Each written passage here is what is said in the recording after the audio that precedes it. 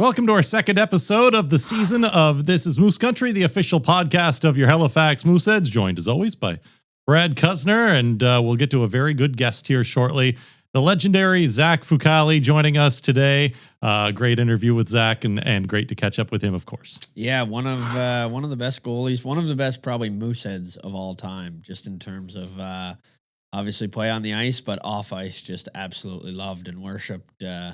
One of the nicest people in the world. Yeah, and has some great stories for us too, coming from Minsk, Belarus, where he's playing in the KHL right now. So we'll catch up with Zach here in a little bit. And also wanted to say thanks to all the people who made suggestions after the last podcast on potential guests this year. Nico Heischer and Timo Meyer. Can say we've reached out. Yeah. Might be a stretch to get them soon, but we're trying. Yeah. Eddie Doyle can certainly make that happen. Big that. Ed, Big Steady Eddie. Yeah, Eduardo. And Marty Frk. We do have something lined up with Marty, so hopefully that's coming your way soon. We'll bring in the official Mooseheads translator for that one too. So, and as we've said, only fair to let him come in and tell some stories about other guys because everybody's got a story about Marty. Yeah. So we'll get to that. Shane Kelly, our analytics guy, interesting job and great guy as well. He's also very tied up with soccer. He doesn't just do the Mooseheads. He's very heavily involved with Ipswich Town, which is another franchise that the Simons have ownership in. So he's very, very cool stories from Shane, which I think we could probably get him on here as well. Yeah, worked in the NHL for a while. Worked with a lot of NHL teams, so it'd be interesting to pick his brain on working with GMs and coaches around the league. So it'll be fun. And then his brother works for the NHL Network, right? Yeah. And then obviously to hear what he does with our team will be great as well. Yeah. And one final thing, a suggestion I noticed, someone wanted a full oral history of Halifax Mooseheads goal song, which is the Battle on the Boards and the Puck Comes Loose song. Keep singing. That's that I have looked into that in the past because I've had the same questions myself and have had media reach out in years gone by too to ask more about it. And Ian Robinson was a huge help with this. He's been around the team for a long time. He actually reached out to Matt McKnight, who was a former employee of the Mooseheads, now lives down in the Florida Keys, I believe. He let us know that he was the one who hired a jingle company from Ontario. So despite the urban legends, it was not some local artist who was singing this song. It was an Ontario jingle company. He hired them, heard them about them through an OHL team who also used the same company. And that's really the story. The company's probably defunct now. And I heard it was a young Scott McIntosh in his garage that came up with this song. Well, I would have been pretty young. So. Yeah. That was back in 95, I think, is when they had brought that song in maybe the second season of the team. So there's your story on the jingle and slap shot shoot score. It comes from Ontario, unfortunately. One of the best goal songs in the league, though. Yeah. Darn right. Yeah. So. And speaking of goals, Mooseheads have been scoring them lately with a couple of back-to-back wins here. We saw a 2-1 OT win in Moncton on Sunday. Nice little comeback there, and a 4-1 victory at home over Baie-Comeau on Friday. Let's maybe take it back to Friday and get your thoughts on that game with Mooseheads really controlling a team that looks like they might struggle to find some wins this year in Baie-Comeau. Yeah. Baie-Comeau they play the same way. They just lost a little bit of skill. So they always relied on a couple guys there that obviously losing Poirier this year was a big loss. They had some older guys. Malofsky was one of the best players in the league. Lexi Bernier. Who's out now for another little bit. So they're definitely behind Baie-Comeau, but still play the same way, so it is good to get that win. You got to mark those games on the calendar that are must wins. I think Baie-Comeau is one of them. I think Rimouski being in a bit of a rebuild is another one. Mm-hmm.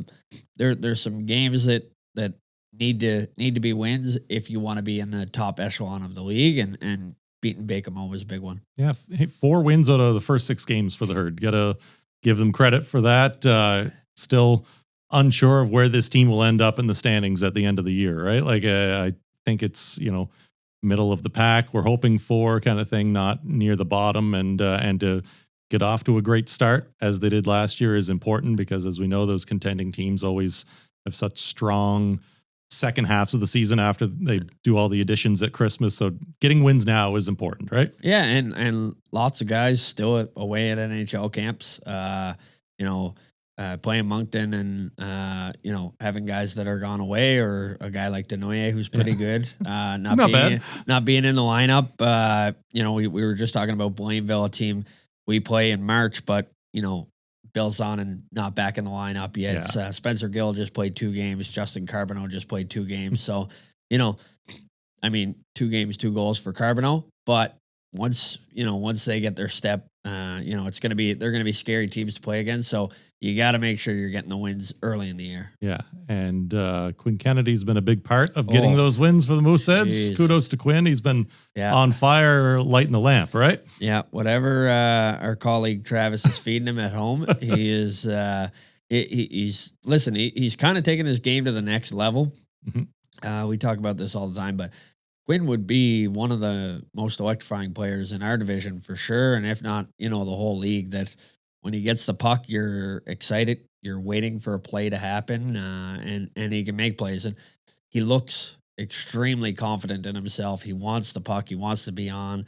I think we were talking about it the other day. He played 28 minutes one night, which is... It's a lot for a forward. A lot for any player, let alone just a forward. But he's taken the leadership of, this is my team and I'm going to be the guy and it's going to be my year. So you love to see it. I think in our Moose Tracks, he's gotten the MVP inside the locker room. What we played 6 games. I think he's gotten it 8 times somehow. So it's very impressive to see what Quinn's done. And he's going to be a dominant player for us this year. Yeah. 5 goals and 1 assist right now, tied for the team scoring lead with Oleg Kulibiakin, game-winning goal the last 2 games for Quinn. That OT winner, who I think Moncton made a little too easy for him, to be honest. Yeah. It was Robertson Palmer kind of Olay as he went by there. Yeah. Gotta let him walk, but wicked shot from Quinn to win it on Sunday. So 5 goals, 1 assist. Not much of a passer, but the Cy Young Award winner, right? Well, yeah, exactly. Yeah. But no, it's a great start for Quinn and a great start for Oleg Kulibiakin. As I said, 6 points for him as well. And now at least last game was up on a line with Kennedy and Carrier on that top line, and he's got 3 and 3. Oleg does, and he's shown some creativity as well. Still trying to find his game. I think there's spurts where he dominates the game and he can take over. Has the ability to see the ice, like Quinn, where nobody else in the rink knows this play is there, but he knows it's there, I think. Yeah. And it's almost caught guys on our team off guard. You're open back door and you don't know that you're open, but he does, kind of thing. So he's not extremely flashy, but he gets a lot done. He's very smart. He's got a great shot. So it's good on him coming in as a young Russian, to put up points right away and to be away from home and all that good stuff. But yeah, we've talked about it before, but having him and Quinn together, they just seem to kind of play off of each other, and they both read the play very well. So hopefully they can find some chemistry. Yeah. You mentioned the 28 minutes played. I've thought of this before. Why isn't that a stat that is shared with on the Quebec League website? I would love to see that. Is it hidden for a reason, do you think? I know you have access to it through your, the coaching stuff that you're on, but maybe they don't want to show the low end guys. Yeah, maybe so. They don't want to show the guys that are playing 2 or 3 minutes. So it's I'm not sure. It's interesting to me to be able to look at, right? It is a great stat.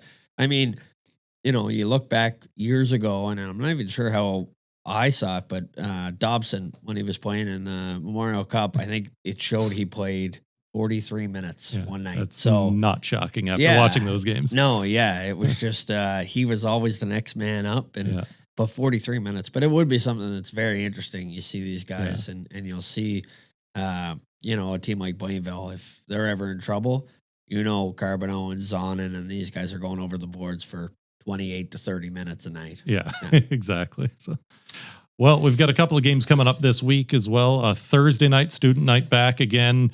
Got some happy hour deals going on there from 6 to 7, playing the Rimouski Oceanic, a team that is a shell of themselves from a year ago, of course, but we'll get to welcome back Lou Levesque and Jack Martin, who were traded after the Mooseheads had already hosted Rimouski last year. So it was their first time back in the rink, and it'd be nice to see those guys. Jack Martin committing to Holy Cross last week, so good to see him going there. I think his buddy Preston Lounsbury from the Moncton area also going there next season with him. So, good to see those guys. And then 90s night is on Saturday night, taking on the Moncton Wildcats in a rematch. That's why we're wearing these things. Brad's got the hat. I've got the jersey hoodie that will be new merch drops, 90s type items at the Moose Shop on Saturday at the game. So make sure you check that out. Starting with Rimouski, though, I think not only do you have to win because they're a team that's lower on the scale, we get their first round pick this year. So you give them every loss you can possibly give them, right? Yeah, exactly. It's it'll be a big one. It's another team, not a terrible start right off the bat, 3-2 for a rebuilding team, and they lost everybody. Yeah. You think there's a few players coming back. Blay was one that we thought was going to come back. He ended up going.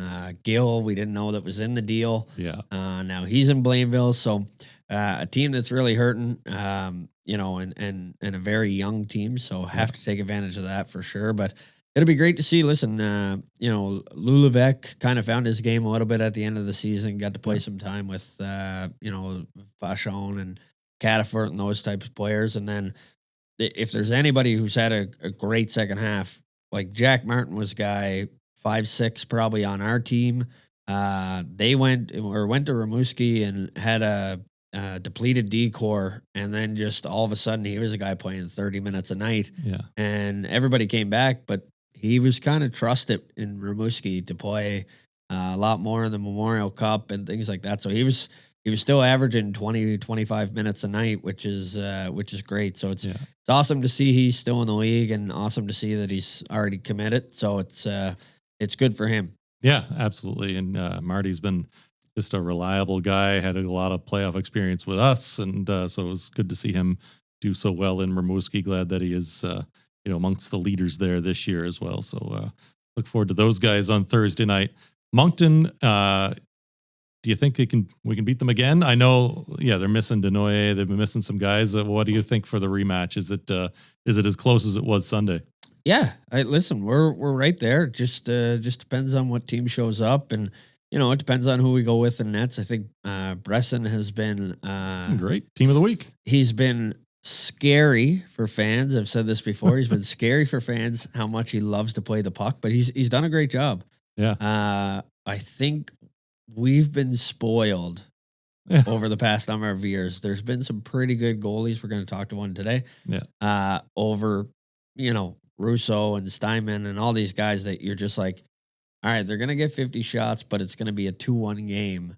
And I think, Bresson's trying to live up to that expectations, but he's playing great. He's getting us wins. He's getting us big stops when we need it. And, there's not really a game that we're going to be out of. Yeah, no, I'm very impressed with him. And yes, I think there are certain fans who, I heard one scream at the last game, stay in your net. Yeah, it was very prolonged and very loud. We heard you. There might have been, he probably heard you too. Probably a couple curse words in there too. But. But you know what? That's his game. He is going to play the puck. He's not going to stop playing the puck. I think the familiarity of the rink and the comfort level with his defenseman as well, that will all come together here in the future. And it's fun when it's a little scary too. Nothing better as a D if your goalie wants to play the puck all the time. Yeah, it just means that the biggest guy in the league, when he's coming down to hit you from behind, now all of a sudden the goalie goes out and plays it, and you don't have to get hit. That's right. It's amazing. So. I'm sure the D core for the Mooseheads are very excited and very happy. They take a couple blunders here and there, but it's a lot less physical game with Bresson out there. Yeah, exactly. So we'll see what if he gets both games. If Nick Circa gets into a game, I thought he was pretty good in the one outing he's had so far as well. But so Thursday Rimouski, Saturday Moncton, 90s night. Looking forward to that. Quickly before we get to Zach Fucale, it's a pretty lengthy interview, and we want to get right to that, but wanted to touch on a couple of things around the league. Blainville, of course, playing as we expected Plainville to be doing. You already mentioned some of the guys that have barely played for them. They're top dogs, but they're undefeated in regulation, 5-0-1, looking fantastic. And then there's Charlottetown, I think is probably the story of the league so far, right? Went on a pretty long road trip, won 5 of 6. They're doing well. They're sneaky team. I think they got a couple D-back in Conrad and Kiersey that I think is big, but a couple big additions. The Pedal boys and Brady, he looks smooth. He's big. He's physical. I think there's some upside there. And then they have a core that all knows how to play together. They all work. Yeah, I think Nathan Leak has been a nice surprise. Right? Yes. Oh my God. Yeah. What does he get, a goal a game right now? But just a team they're gonna grind you down. They're finding offense right now, and a team that we probably didn't expect to be where they're at. But it looks like they have some high hopes for the year. So it's exciting, and you love watching the social media guy go at it. So man, he is all over it. Yeah. And, letting everybody know about it. But hey, that's great. They're so he posted top team in the queue. I believe so. Yeah, I believe Plainville might have something to say about that because they do have a better winning percentage right now. They're undefeated in regulation. They've played 2 fewer games, but hey, let the Isles have it because take it while you can because it's been going well. And hey, congrats to everybody in Charlottetown for how this season has started for them. So I'm not sure when the banners raised the raising of the banner for Charlottetown's 5-1 record is, but I think it's this weekend. I guess as a social media guy, I would say be cautious because stuff always comes back to bite you, and I've been the recipient of that before. So 3 weeks in might not be the time to get too high, but hey, listen, go get them. Yeah, exactly. More material for you to work with down the road. And speaking of going and getting them, let's go right to our interview with Zach Fucale here. Again, just wonderful to hear from a legendary Mooseheads player. So we'll let that take it away here. Okay, our guest today is a face pretty much every Mooseheads fan knows and loves. He's a Memorial Cup champion, a President Cup champion, a Calder Cup champion, a Hlinka Gretzky champion, a World Junior champion, 2-time Spengler Cup champion, and I'm sure more trophies to come if you don't have any more that I don't know about. He is Zach Fucale. Welcome to the show, Zach. Hey, guys. Happy to be on this show. Good to be back in Moose Country. We just named off 14 trophies that you won. The humblest guy in the world. He didn't even crack a smile during that. That's how humble he is. It's like Tiger Woods. Well, to be honest, in the podcast forum, sometimes you don't put the face first. Maybe you intro and then put me in. I don't know. So that's why I just stayed I'll just stayed face there. Stone cold. Folks, you're coming to us all the way from Minsk, Belarus today, where you're playing your first season with Dinamo Minsk, 3rd overall in the KHL. How's life been in Eastern Europe for you? So the season just kind of got underway. We're 9-10 games in. It's been a good start for us, and it's a beautiful city. The people have been absolutely amazing. The fans are real special here. And the KHL has been great to me. The seasons have been pretty successful. So now starting my 3rd season, it's exciting to be in Minsk. It's a beautiful city for people that have been around here. It's really, really beautiful place to live. So so far so good. Third year in the league. What was the reason for moving to Minsk? Was there a contract? Was it just your desire to move to a different team? What was the reason for moving? To be frank with you, it was the first time in my career that I was like a free agent, where I could kind of like pick my next move. It was the first time after 10 years pro. It was the first time I was really a free agent. So it took a little bit of time to see what was going on. Obviously, I really liked it in Chelyabinsk. We had some great seasons. But the organization went a different direction, and so did I. And so that's how free agency works sometimes. The business side of things changes quick, and had the opportunity to come here. The interesting part about Minsk is that there's no import limit. So I already knew at least 7 guys. And so when it was time to come here, it was an easy choice because the import group was a big one, and it kind of feels like home. Any familiar names that we'd know back here in Nova Scotia?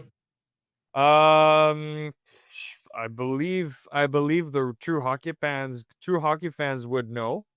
I mean, I played with Xavier Ouellet.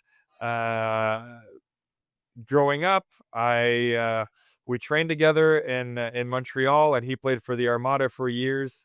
Nick Meloche played in the QMJHL as well, so another guy from Montreal that I kind of grew up playing against and with and training. And so I played in Hershey with Sam Annis.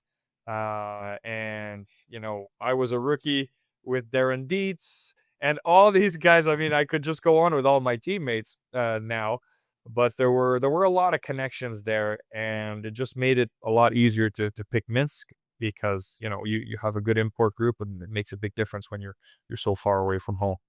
That's awesome. You got wife and 2 kids. They stay back in Canada, or do they come with you? So my family is home right now, and they'll come and join soon.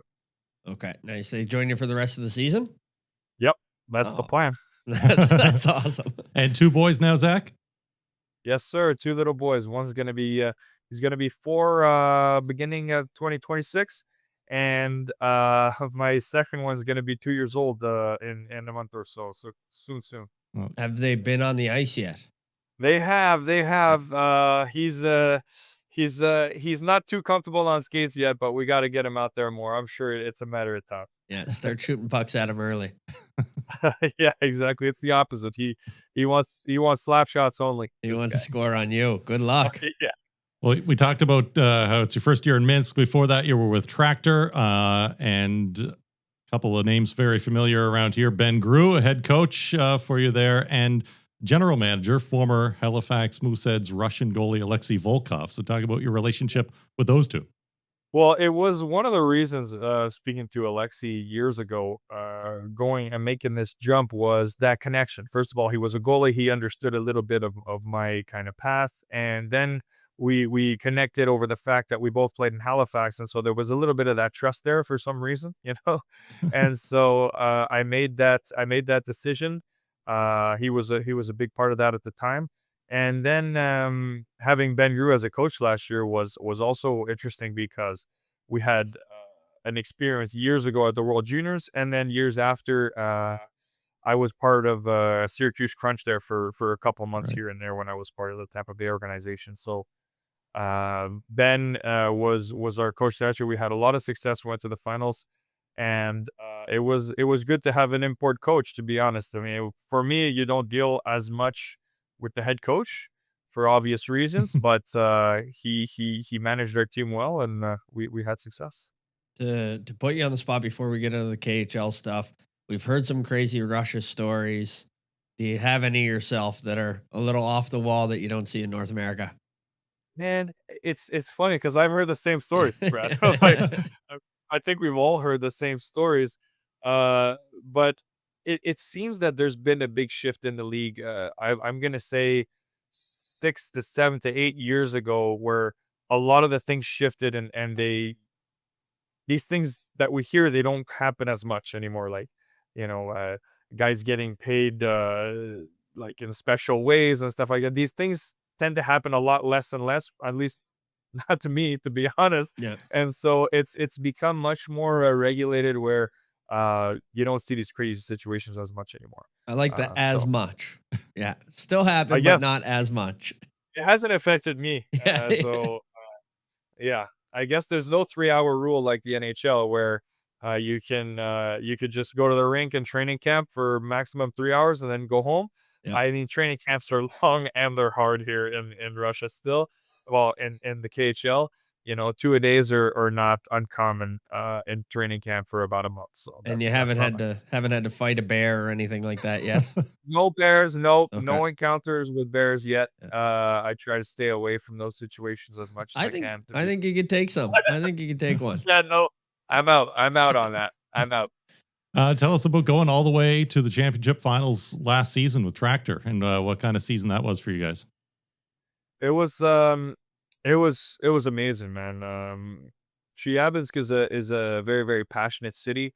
Um and it was kind of like a buildup of the last few years, to that point. We lost in the semifinals the year prior and made some little moves, and then it just felt like everything was building to that moment. And then Ben Grew came in and built that structure, and then it was just a hell of a hockey team. And then we met we met up against Loco in the finals, and that was a hell of an opponent. And they definitely were the top team for obvious reasons.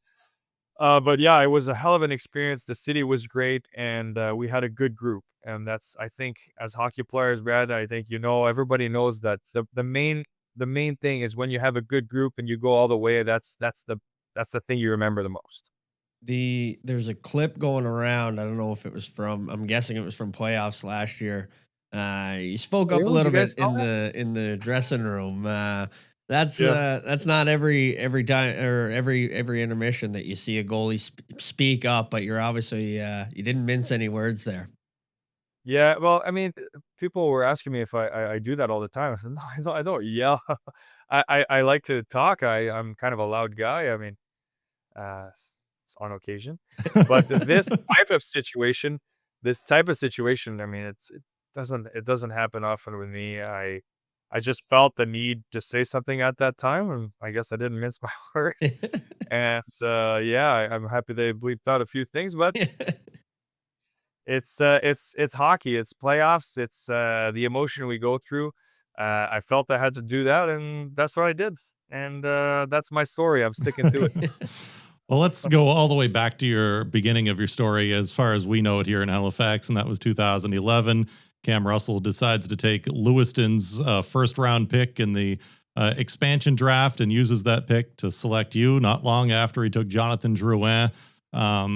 Just where were you on draft day? Where was it that year, and what was your experience like? Man, you're taking me way back. Pretty wild how long that's been, to be honest. Half Time your life flies. ago, right? Yeah, time flies. That was something that was just, to me, I didn't see it happening like that. It was unexpected. It was like something that fell. Everything was everything was kind of falling in the right place at that time. You're talking about the Lewiston picks and all that, and the team picked me as a 16-year-old kid, and I just came in and didn't really expect to play that much that year, if you guys remember. And I was like, they have Tony Terenzio and all that, a guy I grew to respect a lot during training camp and everything. And you hate to see that happen, but like I was saying, everything was kind of falling into place. And I guess the rest is history. When I just got into the net, and then Dom and Eric Raymond, the goalie coach, they kept telling me, "Well, you're gonna play the next game and the next game," and that's just how the whole story started, man. You're not saying no. Yeah, I mean, you know me, I wouldn't have said no, no matter what, really. Yeah. So yeah. Before we dive into the career bit, but did you know Joe going into the draft? Did you know? And then we trade for Nate that summer. Did you know Nate? Did you play against those guys at all? Oh, Nate, not at all. I mean, there was a lot of talk about Nate, so I knew who this type of person we were getting. We knew he was a special player, and Joe, I had played against him growing up all these years. I mean, you can ask Joe how many goals he scored on me before we turned junior. That's a lot. And so yeah, I mean, I was very familiar with Joe. I don't think at that moment or that time we were kind of like in each other's kind of friend groups, because he was in the West Island of Montreal and I was more on the North Shore. So we just played a lot of hockey against each other growing up. Yeah, now in the city of Halifax, we like to claim you as our own now after spending so much time here. Did you know anything about the city at the time when you were a kid getting drafted? Were you hesitant Oh, to come here? no, our family, it was the decision was made that when training camp was starting, we all drove down with our tent trailer, and my whole family, my sisters and everybody, they were camping during training camp. That was it. The whole family came down. Everybody was camping. I moved into my new billet. The first time in my life I ever did something like that. And there you go, boom, my life changed just like that. Because when the season started, the family goes home, you stay in a new billet home, and your life completely changes. And you're 16 years old, and I'm playing with 18, 19, 20-year-old hockey players, and bang, the train starts rolling, and that's that. It's not stopping. And looking back at those moments, you know, as soon as that training camp started, and by the way, I was late for the first ever meeting. Not a good start. It's a hilarious start because one of the first up said was, "Don't be late."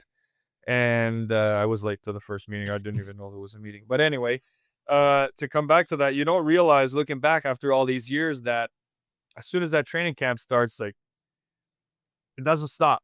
The career, everything is just full steam ahead. And yeah, my life changed there, man. And I'm happy it was in Halifax. It's only great memories I have of that place. Yeah. You talked about taking over from AT Terenzio, and you obviously didn't come in with that expectations to. I think you played 58 games your first year, which is incredible as a 16-year-old goalie. But you've always had a swagger to you. I'll do whatever it takes. Like, where does that confidence come from? Has that kind of always been with you? I have no answer to that because I don't know. I really don't. I just remember that at that moment. Well, I'm still like that. I don't know why I say I remember, but I just like hockey. Like, even to this day, like, I'm 30 years old, and sometimes I'll just watch a hockey game just because I have the extra time. I like that, and not every Yeah. hockey player is like that. And at some point in your career, some guys will say, "Well, I don't really want to watch hockey anymore. We do it all day." I've always loved hockey. I've always been passionate for it, and it was no different at that point. It was probably more uh, at that time, 16, 17, 18. I just love playing the game. So whenever we're on the ice, I love to, have a good time. You know how it is. You were the chirpy kind. No. So Still is. so whenever there was a little bit of a competition, or there was that intensity, that fire, that electricity, it just made me excited to play even more.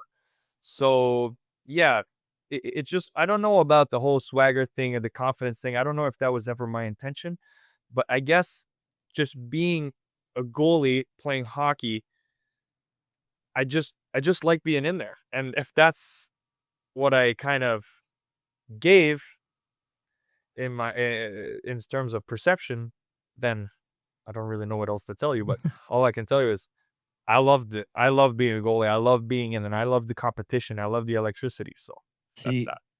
I see a different side. One of my core memories of my junior career is you and I roomed together quite a bit when you were 16, and you were 111 pounds and basically a stick. And we'd go for a nap, whatever. You'd wake up a little bit earlier, and you'd come out of the shower, and you'd have just a towel on, and you'd be sitting in the doorway, and you'd be like, "Cuzzy, I'm the biggest goalie in the league tonight." And then between the two of us, we just go back and forth pumping your tires about how you're the biggest goalie in the league. Oh, And then yeah, you go out and that- have 35 saves and we'd win the game. So you were right. good old 111 pounds biggest Yeah. goalie in the league. I love that. That's I amazing. I thought it was incredible. So there's a little bit of confidence. Well, I definitely could see that happening, but maybe there was some comedy in there too. Yeah. Oh, But it was amazing. I love it. I love it. I think that's hilarious. Great story.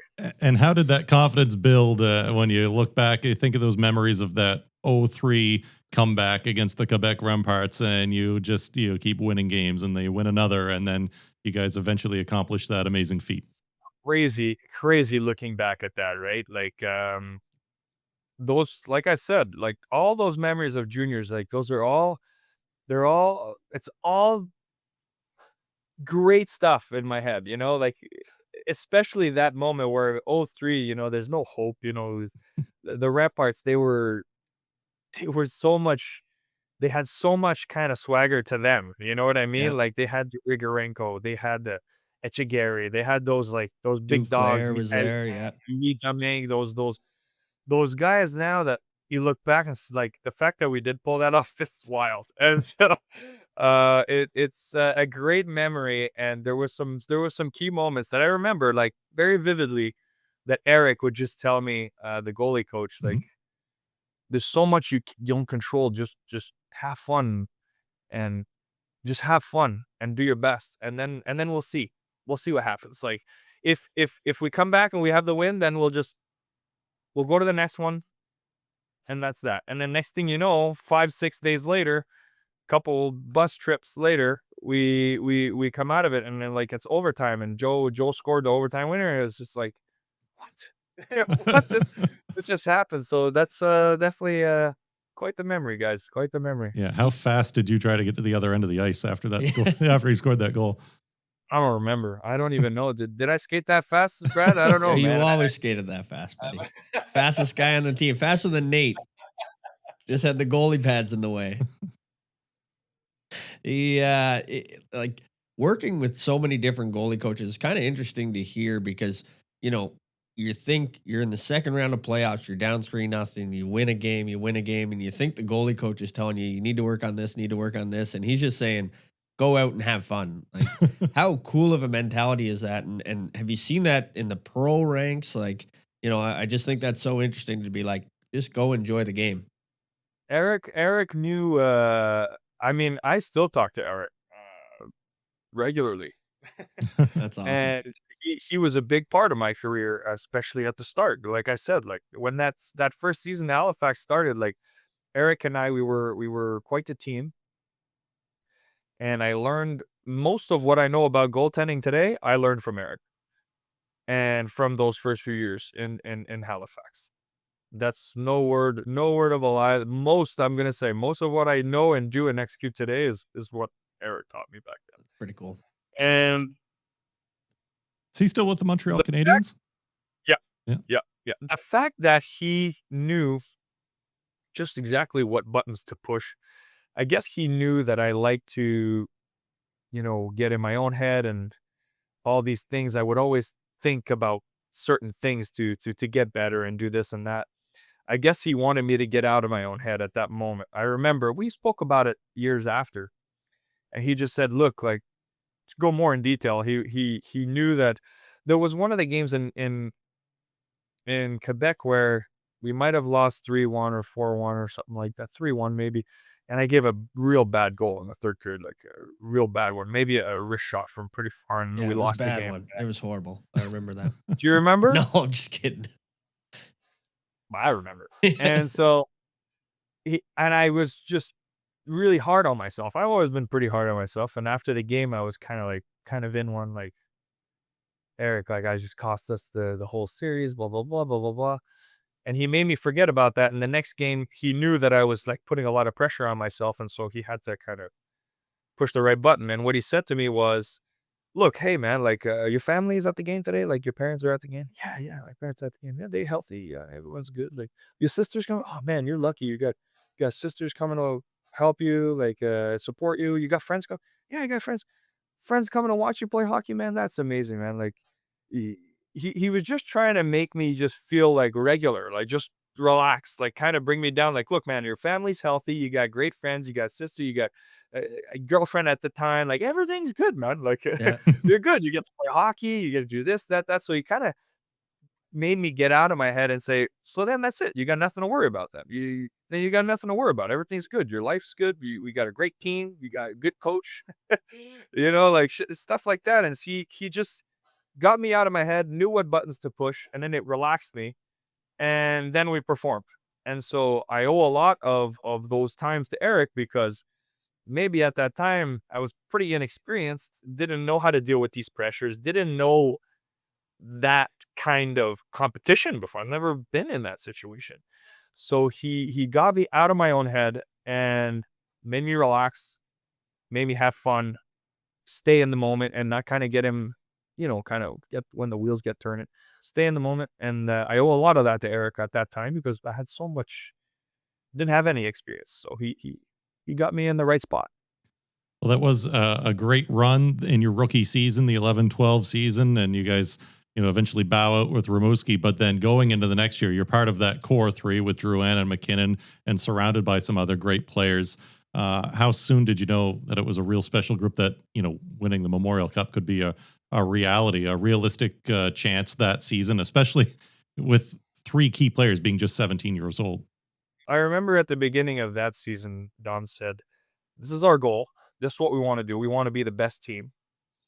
And this is how we're going to get there."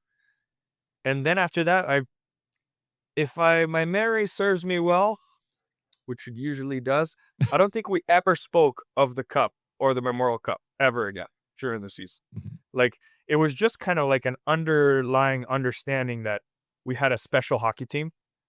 Like, we had one of the best groups in junior hockey ever. Yeah. And we understood that we had that. And we just kind of like kept like a steamroller over and over and over. And Dom obviously deserves a lot of credit for keeping, a bunch of young guys in check for that long and focused and preparing for that moment.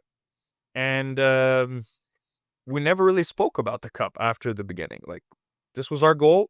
That's what we're going to do. And then the season passed. We kind of stayed focused and then it happened. So did we know?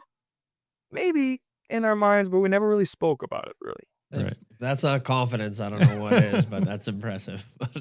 You end up going 16-1, incredible playoff run. I think you just lost in Bakemo just to make sure you won it on home ice. But what do you remember about that actual win on home ice? I remember like just the electricity, like in the air. It was just there. You couldn't explain it. We scored a couple early goals. If I'm not wrong, maybe I'm wrong.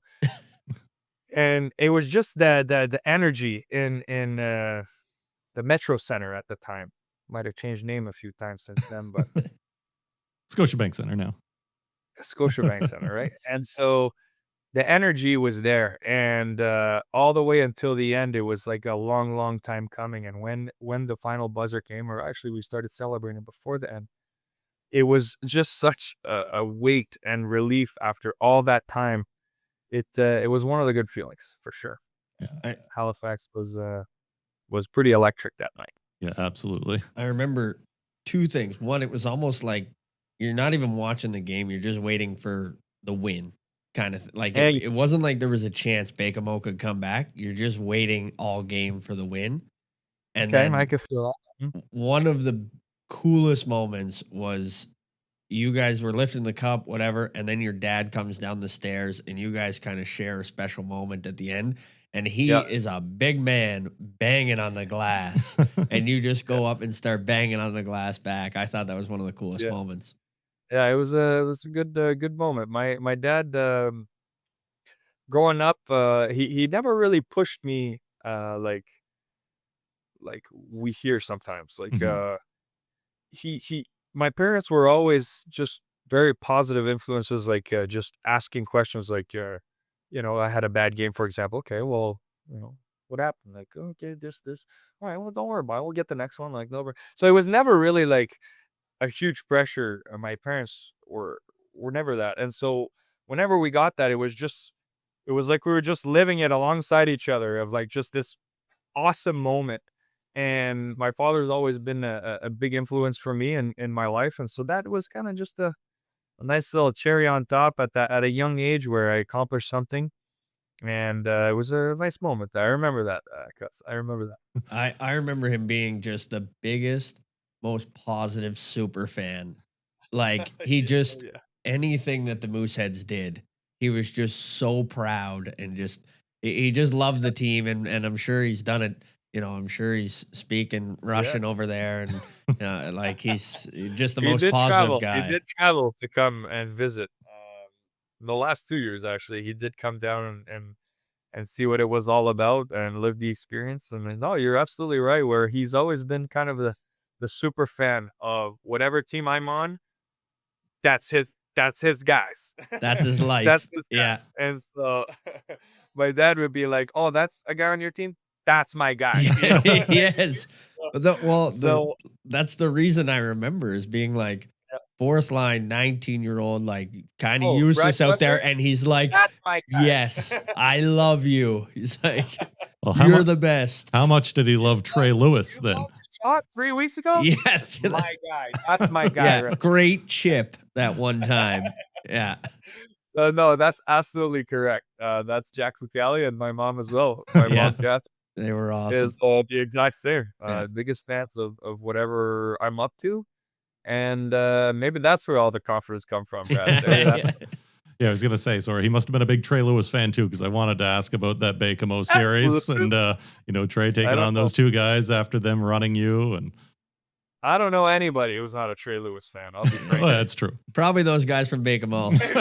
Yeah. And Those two guys. And That's it. the two old ladies that were giving him the finger after that fight. I don't know if you remember that or not. Oh, Behind the glass. That was quite the moment. That was quite the moment. I think you could have had them yourself, both of those guys. Biggest goalie in the with league. my 161 pounds at the time then? Sorry, Yeah. yeah, maybe. Yeah. You Maybe. gained a lot of weight that year. Yeah. Every guy? No, I'm good. Yeah. I'm out on that. You go to the Memorial Cup. How much of a step was that in the Memorial Cup? And then obviously you guys get the win. Just talk about the experience of actually winning it. It's a strange thing because you just go through the whole season in your league and you win. And then like 4 days later, you're in a completely different environment, completely different tournament with other teams that are champions as well. And it's very strange, to be honest, looking back at it. Like the Memorial Cup is kind of strange. Like you win it and I say, oh, by the way, here's one more little thing you got to do. And we won and we get that bye to the bigger games. And we had like 3-4 days, if I'm not mistaken, or something like that. Yep. And you wait and and then there was that big showdown with Portland, which they were a powerhouse team. And again, you step into the building and you feel like whatever's gonna happen here today is just gonna be big for anybody. It's just gonna be big. And there was all these things that at the time with Nate and Seth Jones, and I mean, you remember those guys. It was a big showdown. It was awesome. Like it was like all the lights were on, and you could feel that. And as a young kid playing in that, I felt very lucky to be there. I really did. I remember talking with Eric before, and again, going back to him pushing the right buttons and us having those conversations. He was like, "Look, like you already won. We already won the league. Like we already did it. Like there's nothing we're losing here. There's only great things. There's only something we can win. There's nothing to lose here." And again, I remember this vividly. Like he just pushed that right button, like he just got me right where I had to be. And I think Dom did the same for everybody else on the team. Like I'll talk about all the other players. And so we just played a great hockey game, man. Like it was lots of goals, lots of saves. Freaking Nate balled out, obviously. And, obviously, and Marty and Nate and Conrad and Joe. It's just, I don't know what else to say, guys. Yeah. This podcast, everybody knows what happened. Like, I'm not telling anything new here. Like, on this podcast, everybody knows that game. Yeah, And absolutely. I'm just lucky to be a part of that and do my little part and a couple saves. Just a little part. Wow. Yeah. It was wild, man. Wild times. You had the last question we'll ask about that year, but your goalie partner in Chris Clark, one of the coolest partnerships I've ever seen in a tandem where like you guys just best friends. Like he came to the draft with you. He kind of understood his role of like, I'm going to play a few games. I'll be on when I'm on, but I'm not the guy. Like just an unbelievable friendship there.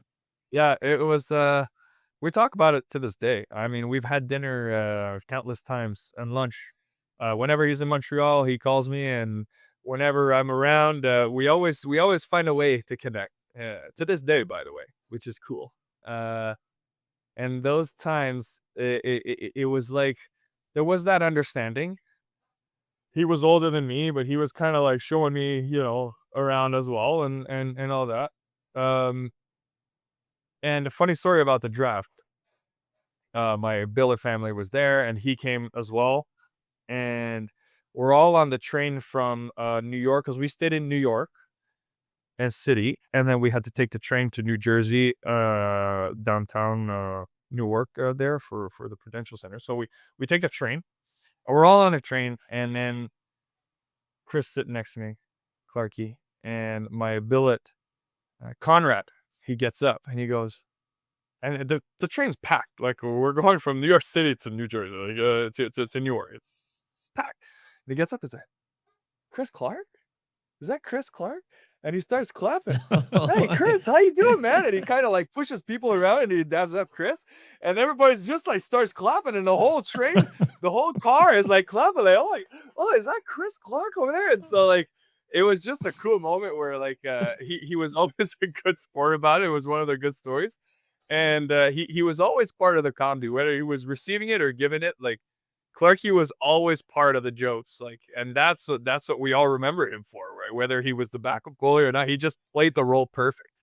You know, like he's taking pictures about, oh, this is my seat tonight, and it's just like a water bottle on the side. It's just, the guy was just perfect for the role, and to this day, like, people remember Clarky part of the team just as much as anybody else. And again, still a friend of mine, and we connect. And those times were just the start of the friendship. You're right. Absolutely. You're right, Gus. Well, you spoke about the NHL draft. We have to talk about that and what that day was for you. I know, Brad, you said, like, you know, it was cool to see Nate and Joe get picked, but you were proud to see Zach get picked and to go second round and to Montreal of all teams, and another cool moment for your family as well. Just walk us through that whole day. I mean, that day is a blur because it was a lot. It was a lot going on. The NHL draft in our minds, you know, growing up, is so huge. And that year was after the lockout, so they did the whole draft in one day. And it was just really fast. And all of a sudden, I'm drafted by the Montreal Canadiens. I'm like stunned. You guys remember, you know, my dad's got his hands like this. Everybody's freaking out. And I remember, like, almost not having a reaction. I was just, like, shocked. Like, oh my goodness, like, the last team I thought was going to draft me that day was the Montreal Canadiens. And so that's why I get picked by. I come down. I'm kind of like in a daze, and I put the jersey on it. Then it hits me. I look down, and then I got the logo. And then, you know, now I'm, like, living the dream of my childhood. Like, now I'm back in the moment, and I'm, like, back in the basement, you know, playing mini sticks, you know, simulating, you know, scoring the freaking Stanley Cup Game 7 goal. Like, just in our minds, growing up, getting drafted to the Canadiens, that was all of us, you know, from where I'm from. And it was happening. So it was wild. Obviously, I didn't score goals in the Game 7, but I'm just saying, growing up, that was in my mind, and all of a sudden I'm in this moment, and I'm drafted by the Canadiens. It was just a surreal moment where it took me a while to like click. But when I was in that moment, I was living the dream for years after that, for sure. And then a surreal moment for your dad as well. The hands go up on the head. You guys saw the photo where, you know, I'm kind of like in this daze, like kind of like, what the hell is going on? Like, is this real? And then my dad's just like, oh my God. So yeah, that moment was wild for everybody. Everybody was in that, like, my immediate, you know, proximity. We had crazy emotions in that moment. And being close enough to Montreal, I had maybe 50, 60, maybe 75 people, because we have some family in New York as well. So there was a huge cheer in, like, the upper bowl, like, out of nowhere when I got drafted. So it was a cool moment for a lot of people that had followed me growing up. It was a cool. You're like, oh, there's all the Montreal Canadiens fans. It's like, no, just all of his friends. Cali section. Just the Cali section. Another cool moment, Zach, that I think of when I think of your time in Halifax. You know, it was the first year I started working here with you on the team. You know, we kind of knew that you were a likely trade candidate, with Quebec hosting the Memorial Cup later that spring. And So lo and behold, you get moved to the Remparts right before Christmas, and you take off for World Juniors. But you get probably the best send off or best goodbye I may have ever seen an athlete get with their former team. By you had that chance to come back. I think you were visiting your billets. You came and you spoke at center ice. It was I had to grab everything because I was at the World Juniors during retreat. So. Yeah, exactly. So you come back and you get to address the fans. It's like the fans had a chance to show you how much you meant to them over the years, and that doesn't often happen. So walk us through that night, what that meant for you. That's crazy, honestly. Looking back at that, I don't think I've seen that before. And I've never lived a moment like that. I don't think I'll ever live something of that kind of emotional kind of magnitude on the ice. You know, like we talked about at the beginning of our conversation, was like when I got to Halifax, it was just a nonstop like train that just didn't stop. Whether it was the camps in the summer in Hockey Canada to the President's Cup run, and then the Memorial Cup right away. And then a couple of days later, I'm at the Combine, to then going to the draft. And then there's the development camp. And then there's this that happened. Then there's another camp. There's another great season. We lost, I think, Game 7 in the semifinals, against Val-d'Or, right? Then again, Hockey Canada, then you go do this. Then it was just a nonstop strain. It was just like 100 miles an hour. But in my mind, it was always about, the Halifax Mooseheads. There was a little bit of Hockey Canada here and there, but it was always Halifax Mooseheads. Like my whole life, like my whole freaking wardrobe. That's all it was. That's all I thought. No, but that's all it was. Like it was like 100 miles an hour until, I'm traded. And in my life, that's all there was in my life. And at that point in time, so when that moment happened where I'm like leaving and I have the chance to talk to the fans, and I'm just a kid, like I'm just 19 years old. And I said what I said. I don't remember.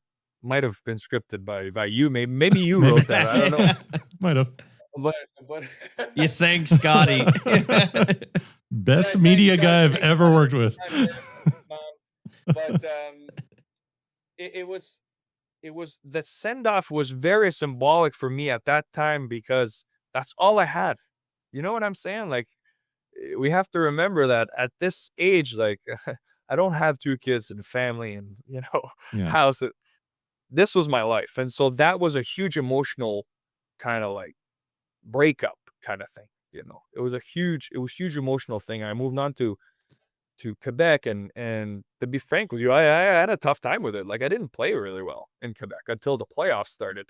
Mm-hmm. It was pretty bad, so I was maybe having a tough time dealing with that, and I didn't have the tools to. So it was another learning experience in my life and my career. But just to come back to that moment was like, you have to remember everything was 100 miles an hour, Halifax Mooseheads exclusive for me, and then this thing happens. It was very, very heavy. And that moment when the fans kind of reciprocated that was, it was awesome. It was an awesome moment. I'll remember that. I definitely will remember. I remember looking down the press box, Allie McDonald next to me, Cam Russell, and there was tears coming out everybody's face that night. It was, it was emotional, but it was a good emotion, I think, because it just felt right. It felt right. Something about it. Listen, Scotty, years have passed. Years have passed. We're like I said, I have a family. My career I'm in a total different place. But Halifax was like, still is. It'll always be. It was huge for me. It was huge for all of us. All of us that have been part of it, like you, like Cuzzy, like Scotty, yourself, your whole life, like, it's based on the Halifax Mooseheads. You know what I mean? That is my life. Scotty's got a tattoo. All of my teammates, like, I'm sure they would say the same thing. Like the Darcy Ashleys, the Brent Andrews, the Austin Hardys that, stayed there. Yeah. Like Halifax Mooseheads is a huge part of our life. Like junior hockey it's massive. And I'm sure you would find a lot of players that would say the same thing. and that moment was just a little reminder how big that was for all of us. And not many that get to actually say goodbye to them. So what a cool moment. Yeah, it was awesome. Yeah. You end up going to Quebec. You host Mem Cup. What's the feeling of the season? You know you're going to be there, so you don't really have to battle for it. Was it a different mindset altogether? Different kind of pressure, maybe. Battle. It was a battle. Yeah. It was a battle. Like I said, I didn't perform very well in the season. Callum Booth, the partner I had at the time, was 17. He was younger, just a prospect, like great young goalie. He was awesome. He played really well, and he started the playoffs. I didn't even start in the playoffs. And again, that was kind of a huge blow to my big ego at that time. Just came from World Juniors and won a Memorial Cup. Yeah. And so I had a tough time with that. Which, again, like at this time, I'm not equipped with these tools. I never really was hit with that type of situation. And good. I'm happy it happened. I'm happy now. At the time, maybe not. Yeah. But Booth started the playoffs. He did well. And then all of a sudden, it just went real sideways for the whole team. And I remember the owner, Mr. Tanguay, came down and had a conversation with the whole team and said, hey, look, like, we're hosting the Memorial Cup. Like, this is not good enough. Like, we owe everybody in this building way more than that. Not to speak too much of what he did actually say, but essentially that's what it was.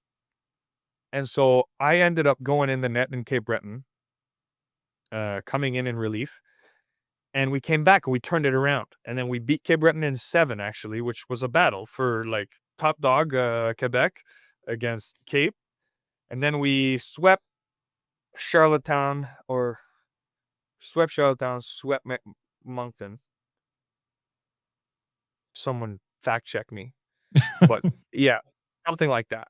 We just turned it on. And so after being real bad, I kind of didn't start, got kind of remotivated, and then we turned it around and we went all the way to the finals and played one of the most exciting series in my whole career against Rimouski, and we lost in double overtime, game 7, which was, to this day, probably the coolest game I've ever been a part of. Like one of the coolest games. Not the coolest, but one of them. First, like, yeah. That place was amazing.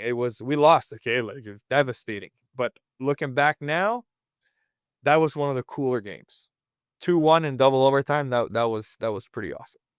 You've played amazing. in some pretty cool games over your life. Yeah, very, very cool games. Many championships. I've had the chance to be in some Do you want to high-end matches. Do you want to run through his championship pedigree again here?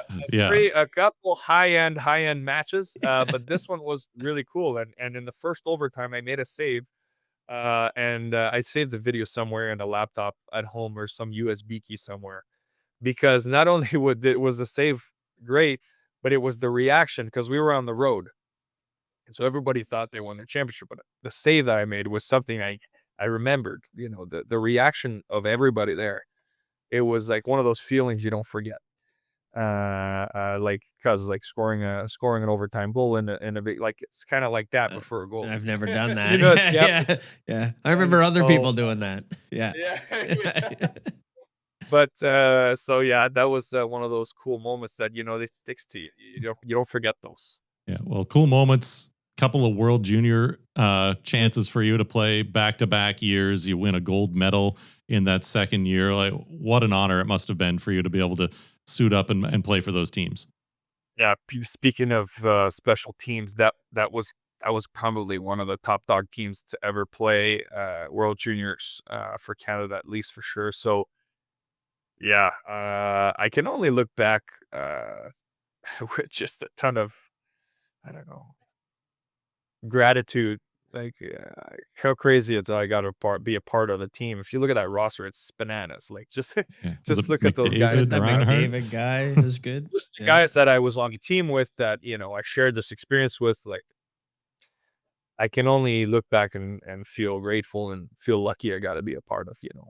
I earned my place in that team and contributed, and those are some of the good moments. Like we talk about, like, one of those cool little feats that one day I'll be able to talk to my boys about, and they might not believe me, but I have video to back it up, so it'll be good. What do you do with a gold medal? Is it shoved in a drawer or is it on display in a basement somewhere? Like Is it what on you is right it? now? Is your dad wearing it? It's in a safe place with all the other hardware that I've accumulated over the years, with some really cool goalie masks and some stuff that I can't wait to display in our new spot soon.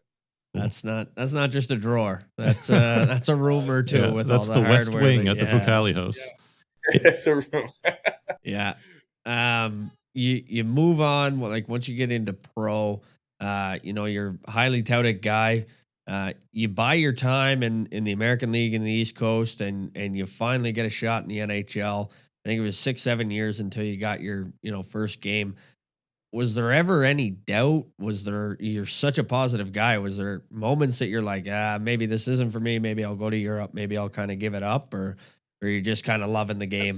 This is where, to the people listening, before we started recording, they said that we were going to do an hour. But honestly, guys, if you guys want to go over, it doesn't matter to me. We can go over. I have nothing for it. Okay. Because I say that because now we enter a part of my career where there's a lot to talk about. There's a lot there. There's a lot to unpack. I'm not really good at keeping it short. I'll admit that. I'll Don't even bother. Hey. Keep going. We have editors. Oh, the thing is I've talked about this a lot, and there was some tough times for me, man. When I turned pro, we talked about all the success we had in junior, but I didn't really hit a lot of adversity, and then I got hit with a ton. I got hit with all types of walls and challenges and all this stuff. I didn't know how to deal with it. I went through some dark times for myself. Yeah, there was doubt, man. Like 2-3 years, like my second year, I got sent to the East Coast. That was just a curveball that I didn't know how to deal with. And that was tough. And then the next year after that, up and down, up and down, up and down. And then I don't come back to the Canadiens, which was another one of those things where like I didn't think it would end like that. And so now you have to move on. You have to move on, and it goes quickly, man. Like, summer, you couple months, you get trained, again, let's go. You got to do it again and perform and perform. And I guess my performance wasn't, always up to my expectation, the expectation of the club. And so I bounced around and I went through some times where I didn't really believe it that I could go all the way at some point. And the one thing that was really keeping me, I guess, the little spark every time I really needed it was the Spengler Cup. And it happened 3 times. My second year when I got sent down and I was really in a spiral, like, man, like I'm gonna end this whole thing in the East Coast. Like my career was probably gonna end in the East Coast. And then I went to the Spengler Cup, and then it rekindled. Like, oh no, I could do this. Like I could play at a top dog level. Like I could be up there. And then a couple years pass, and I'm like, not a couple years, but let's say another full year pass, and I'm like, oh man, this is too much. Like I don't know what to do. Like where am I going? Where's the path? How am I going to get to the show? And then the Spengler Cup comes around, and all of a sudden, again, now I got that spark, and I'm like, oh no, I could do it. I'm played against a KHL team, a Swedish team, a National League team, which is the Swiss League. You play against this competition. You're like, no, I can play, no problem. Okay, and then you get to the next camp, and all of a sudden, I'm a free agent with nothing, no prospect ahead. I had made the decision from Orlando to go to Munich in the Dell. And then COVID kind of shut down the whole seasons. And then nobody had any contract. There was no contracts being handed out. I was home for 8-9 months.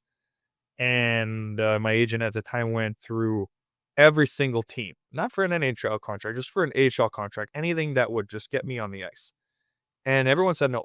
And nobody really wanted to offer me anything at that point. And I said, you know what, that's fine. Because I played 3 Spengler Cups.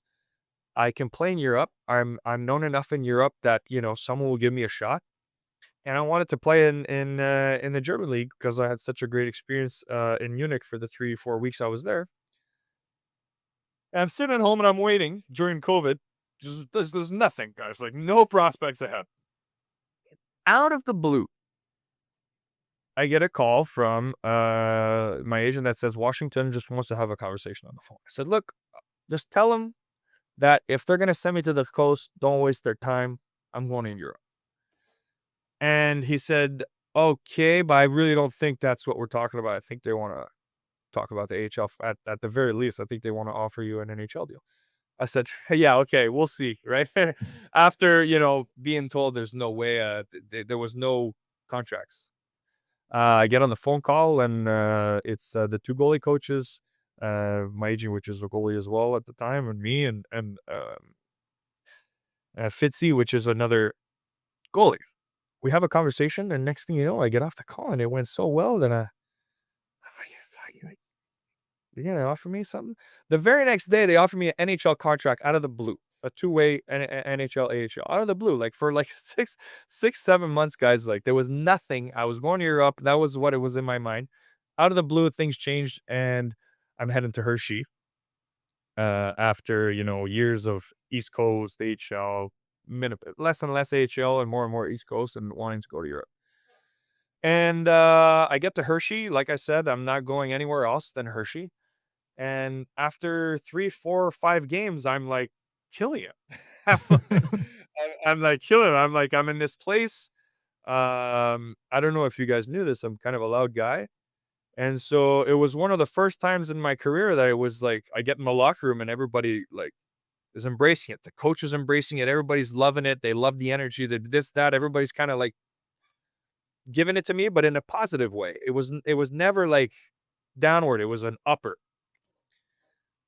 5 games after I start with Hershey, I get a 2-year extension with the Washington Capitals. Just like that. Boom. All of a sudden, I went from nothing, I'm going to Europe, to now I have a 3-year NHL contract. And I crushed it. My first year was great. And then the very next year, I come to camp, and I was the last guy that was sent down. And it was just like, what the hell is going on? And 6.5 years after I started playing pro, I've played my first game in the NHL with the Washington Capitals. Just like that. Like, it was just the most roller coaster, mountain, up and down craziness that when I did play my first game, people asked me how I felt, if I felt pressure. Like, I was like, I had the least amount of pressure I've ever felt in my life was my first game in the NHL.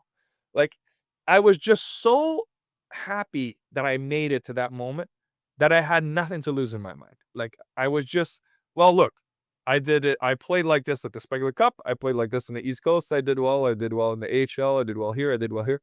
I'm just going to play the same way, and then we'll see what happens. And then next thing you know, I get to the locker room. I got a shutout in my first game. It's like, what the hell is going on? So yeah, that's how it all played out, man. And yet another great TV moment for your dad that night. Yeah, it's true. My dad has been a supporter of me and my mom, of course. But my dad and I have a special bond because in the darkest moments of my career, he would always just help me get through just a little bit longer and just to believe it in a little bit longer. And we would always find him and I just one little thing that would keep me going a little bit longer. And let's get through this and then we'll see. And then something else would unblock. And then I would go through another tough time. And okay, well, how about we just get through this? And then you get through this and get through that. You keep going, and you look back, it's 3 years down and I achieved this much, So that's why when I talk about all these things that happen in relation to my dad, those are special things because he was right there with me the whole time. So yeah, one of those things. Just talk about the special moment when you actually get the call saying, "Hey, you're going up." Like, I think you've had that before, but then, hey, you're starting, you're in. Yeah, I got called up, and the first question I asked was, "What happened? Like, did someone get hurt?" Like, kind of a standard thing. Like, oh no one got hurt. Like, you're doing good. You're coming up on the trip. It was Detroit, Columbus, back to back. And who were the big dogs there then? Who was the goalies? It was Vitek Vanacek and Ilya Samsonov. Okay, pretty good goalies. Yep. Yep. And they were, like good young prospects, and Yep. they were there, and they were their guys. But I was like doing really well. I had my that like COVID short season. And then the first 6, 7 games in Hershey, like I was riding pretty hot. So they brought me up, and then the very next day I get to practice and say, hey, just by the way, like you're gonna start tomorrow in Detroit. Like just like that. And yeah, that's really how it happened. There was nothing special about it. I got called up. The next day I go to the practice, and I'm on the ice, like thinking I'll just be kind of like the third, kind of like going back and forth between the nets, like, what do you guys need? Type thing. But no, like I'm in the net, and it's like, Zach, take what you need because you're playing tomorrow. So that was it, man. And it was such a crazy moment. I called my family, told them what was going on, arranged for some travel stuff. And my wife, Karine, she couldn't go to the game because she was pregnant, and the traveling was it was too much at the time for the timing wise. It wasn't working. And so yeah, that's how I won. It was simple, but it was like meaningful in that way where it wasn't an injury, it was a call, it was very intentional. And I did not bad. I did not bad. And after that, is that like you get your call, you've played your game? Is that kind of you making peace with hockey as well? You kind of, you can Yeah. everything else is gravy after that. Absolutely. Absolutely, man. Like I've been like if you look at it, okay, if you look at it from junior, I was like at the top of the world where I was just like everything was going great. And then I also lived where nothing was going great at all. And you live everything in between. And then I found it that I really climbed back up.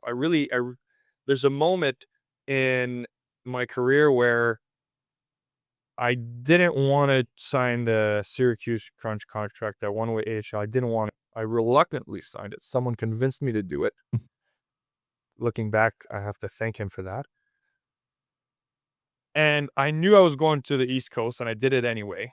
And I had the best year at that time in my career just because I had nothing to lose. Like, Mhm. I'm in Florida, I'm barbecuing every day, I'm outside, Karina and I are hanging by the pool, like it was awesome. Like it was a great season. I had a fantastic season, but it was what I was doing on the ice. It was how I was playing. I had no goalie coach. Nobody was on me. Nobody was telling me this, telling me that. I had no goalie coach. It was just me coaching myself. I was doing my own video. I just wanted to play the way I wanted to play. And it's funny that this is the Halifax Mooseheads podcast, but it's relative because that year I said, well, all the other years I played in pro, it didn't really work like I wanted it. So how about I play the way I did in junior, meaning what I did and how I approached it, Right. and we'll see what happens. And a click happened where I felt comfortable because that's what I've been doing my whole life. So I felt in my spot. I felt like in my element, and I had a fantastic year. No goalie coach, no nothing. I just did what I knew. I did what I knew. Then next thing you know, the next year I get the Hershey thing. I played the exact same way. This time I was coached, but I still in my mind was like, I'm doing this. The very next year I come back, I play in the NHL. I'm doing what I did in June. I'm doing this. It worked in the NHL. I go back in Hershey, it worked, and now I'm in the KHL, and I'm doing the exact same things I did back then, man. Like, to tie it back to what I told Full you at the circle. beginning, like, there's things that I learned with Eric that I apply now, and they work at all levels because that's how I feel comfortable, and I found it, and that's how I built back up. And to come back to your original question, yes, I made peace at that game because I realized that when you play your way, it's better than looking at everybody else and trying to emulate this and trying to do this and this. When you play your way, that's when you're like you're in your spot, you know? You're not listening or trying to be someone else or trying to please someone else. You're just playing your game. And once I've made that realization, it took me a freaking long time. But once I made that realization, my career went in a different freaking planet. You talked about Almost literally. literally, Yeah. yeah. You talked about being in your element, and like the Spengler Cup is your element. Like every year, it seemed like We know who the goalie is. He's going to be on. He's going to lead us. Like, what was it about that tournament? I mean, incredible experience, but what was it about that tournament that just like, it was I'll tell you. yours? The- That's crazy. But I love that you say that because it was like it kind of felt that way too. Like that's kind of what I was feeling it. The first time I went there, guys, like I came from the East Coast. I don't think it was a thing before. Like honestly, like please again, someone fact check me if You're there good. was a guy Yeah. from the East Coast that was called to play in the Spengler Cup. And I played and I did really well and we won. And so that really gave me a spark. And then I go back again and then I knew the building. And then in Davos, like this place is amazing. Like the fans are incredible. The building is like, it's old, but like it's got a great feel. It's just a hockey like freaking wonderland there. Like it's in the Swiss Alps. It's Christmas. It's a hockey tournament. Like it's just stuff made out of books, guys. Like it's perfect. Looks like one And of I those Hallmark romance movies almost. Oh man, it's unbelievable, that guy. And so I get on the ice, and it's just like there's no other option. This is hockey, man. I love it. Like we said before, I love this. Like it's the fans are here. I've got the Canadian sweater on. It was like there was great players on every team. Like there was always these veterans that were there that like you had to be at your best. You had to play well. There's Scotty Upshaw, Christopher Stieg, like Max Lapierre. Like I grew up watching it. Like there's all these guys. There's these vets.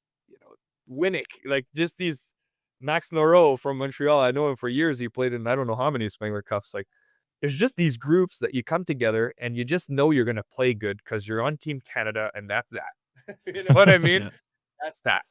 And I was part of those moments where just got to Davos and it was time to get that done. I guess we balled out and that's how it is. Easy peasy. Should we are running a little long on time. Should we yeah. wrap it up with the quick hits? Yeah, you go ahead. Yeah. Well, maybe before we get there, we reached out to Marty Frk. He's going to be on the show soon. We ask everybody that played with him, do you have a great Marty Frk story you could share with us? No Do pressure. I have a great Marty Frk story? Or a puck that went off your neck that put you in the hospital or guys. anything like that. Marty abused my body, basically. Freaking this guy's shot in practice. Like, there was just, for him, especially at that time in his life, like, it was just, he shoots pucks hard, and that's that. Like, that's how he shoots the puck. Just loves It taking doesn't matter. shots. It doesn't matter if it's a one-timer from 4 feet, 20 feet, 30. It's as hard as he can at all times, and I was just a victim, just standing there. And I got many shots, we call them stingers, right in the friggin' shoulders or collarbone area, or a couple times you get him right in the gut in the right place that it just takes your breath out, like you have a tough time breathing for a little while. And so, yeah, man, that's my memory. Thanks, Marty, for all the bruises. But there is one story, and I might not be the best person to tell it, but how I remember is we were playing Bécamo, and in the playoffs that year, we had a fur coat, remember? Mm-hmm. The situation is we won the game, of course, and someone had a amazing game, but Marty also had an amazing game. I think Marty scored 2 goals or something. Like he had a huge game, but someone else kind of won up to him and he got the fur coat. And I remember like there was a little bit of a weird moment where Marty was kind of pissed off he didn't get the fur coat. He was like, Marty scored a goal, you don't get fur coat. Like it was just like, remember, he didn't really speak English very well for the first few years, but I remember Luca Ciampini. He did the best Marty Frk impressions. Obviously, they were buddies, and he did the best impressions of him. And I remember like, oh, Marty like score goal, don't get fur coat, like you know. But it just all these little things. Like Marty was always good fun, and he's got. He's like me, where he has an easy laugh. You know, he's got a good sense of humor, and everybody loved that guy. Everybody loves Marty. That's gonna be a good episode. I'm gonna watch that. Yeah, we won't understand him, but it'll be a good one. He's a good sport. Yeah, his English now is very well near perfect. Yeah. So this is something that just 10 questions. And Scotty used to do it this last year, and he passed the buck this year, and I struggle to read. So Here we go. they're not that quick, but most talented player you've ever played with. I mean, I did have the short period of time with McDavid in the World Juniors, but for a longer extended period of time, it has to be Nathan McKinnon. Not bad when you have the first and second best player in the world. Not bad, as but teammates. I will say, I'll add a curveball to this question, because the last 2 years I played with Max Shabanov, which he's now in the New York Islanders system, and I believe he's going to have a great year there, but he's one of the most skilled, talented players I've ever seen. Okay, and that's- All right. someone to look out for. You're doing your fantasy draft. Yeah, I thought you were going to say Travis Randall, but those are good picks anyways. Funniest player you ever played with? Funniest player, Brad Cuzner, easy. That's hands a down, bang. lie. That's a lie. We'll say Marty. Funniest player, Chris Clark, Brad Cuzner, Brent Andrews. One of the best. Yeah, we've gotten that The before. best. Hardest coach you've ever played for? Hardest coach I've ever played for. Head coach? Whatever you got. Hardest coach I've ever played for. Pass. Next. Okay, done. Worst Q rink to play in? Worst Q rig. Damn it. Depends on the day of the week. But the Tuesday night in Bathurst was pretty empty. It was tough. All 14 fans? Yeah. But they had some good years though after we were gone. They had some really good years. So I don't want to bash that organization too much, but They've on Tuesday, they've were moved tough. on. They've moved on. They're in Newfoundland now, so they're not even a team anymore. So you're okay. I thought it Yeah. more. So to the people of Acadie Bathurst, sorry, but that's true. Yeah, that is. The ones that were there were passionate, though. Favorite playoff series in pro or junior that you remember? I have a couple. One of them, I was backup. It was the finals in the Calder Cup. That was some of the most fun I've had. Even though I wasn't even playing, that was some of the most exciting.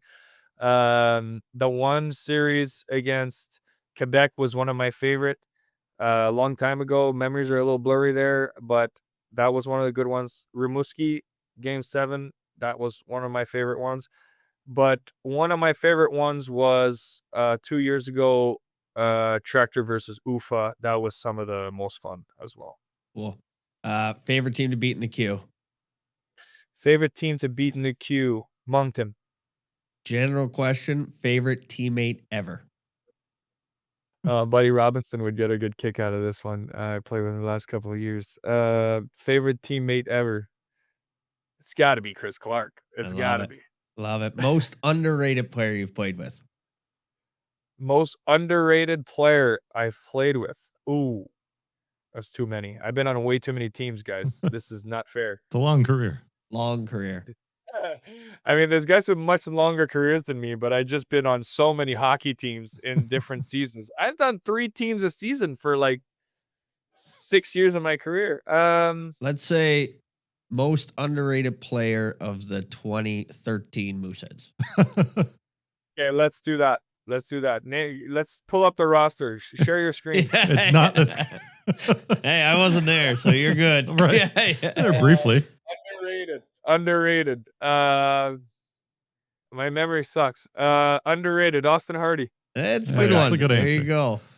Favorite bar or restaurant in Halifax? Stephen McCauley. Underrated. Good one. Very good one. Favorite bar or restaurant in Halifax? Last one. Oh, guys, I turned 19. And I got traded. Yeah. You've They been didn't- back. yeah. You've been back. So I did go back. There That's are true. you're allowed restaurants before you're 19. That's true. Favorite bar. I went back years after, and what's the one on the corner there? Nellie's? It's got to be Nellie's, eh? Yeah. It was That's always Nellie's. yeah, just for just for their food. Yeah, high end fish and chips there. That is going to wrap it up, though. I really appreciate you being on here, Zach. It's great to see your face, as always. I know the fans are going to love this episode just to hear from you and hear those stories. Thanks so much for sharing. I'm sorry I wasted everyone's time. But at the end of the day, I'm happy to have done this, and it was some great moments. So there's nothing bad I could say. Honestly, there's nothing bad, and I'll be back soon. I know I have to visit Michelle and Conrad and the boys. So James and Josh. So I'll be back there soon, guys, and hopefully we cross paths in the street somewhere. We say hi. There you go. I love it. Good to see you, Fuchs. Cheers, guys. Thanks, Zach. That's our guy, Fuchs. Another great interview with him. Some good stories there. Yeah, he's great. Very well spoken. We talked about it before, just very passionate and deliberate in what he says. Yeah. We talked to so many others about winning the Memorial Cup, and you can tell with him, it's like, he goes back to the moment that he won it. Yeah. And he feels it. It was a great interview. Yeah, very thoughtful in his responses, and appreciate him taking the time to come to us. It was later in the evening over in Minsk than it was here. So thank you very much, Zach, for that. And we'll be looking forward to maybe having some of his buddies like Marty Frk on here very soon. And if you're watching on YouTube, make sure you like and subscribe and hit that bell button to be notified when our next episode will be out. Of course, it is every Wednesday. And if you're listening on your favorite podcast platform, make sure to subscribe, give us 5 stars, and leave a comment. Thanks for tuning in, everybody.